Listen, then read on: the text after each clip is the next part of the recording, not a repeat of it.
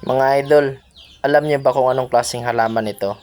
Ito yung pansit-pansitan or kung dito sa amin ang tawag ay sinaw-sinaw.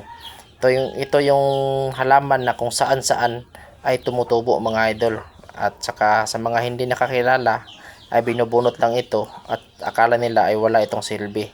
Pero alam nyo ba mga idol, sa paglaga lang ng halaman na ito ay napakaraming benepisyo makukuha sa ating katawan mga idol, or makukuha natin para sa ating katawan mga idol.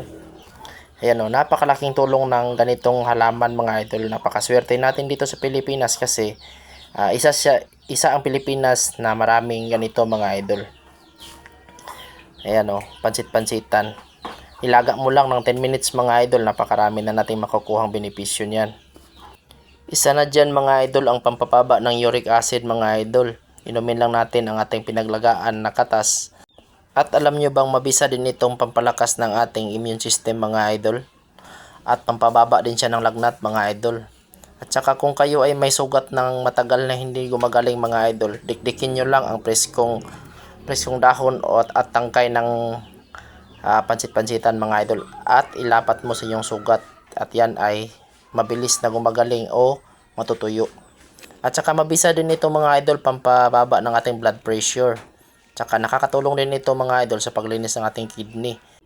Ako nga mga idol, umiinom ako nito kahit wala akong dinadalang karamdaman para naman kahit lagi tayong uminom ng soft drinks o di kaya ay mga juice, at least naman ay may mababalik din naman sa ating katawan na mabuti mga idol.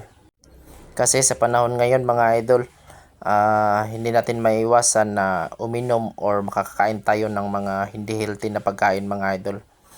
Kaya kung makakakita ka ng ganitong halaman mga idol, huwag mong sayangin or huwag mong bunutin kasi magagamit mo yan mga idol balang araw.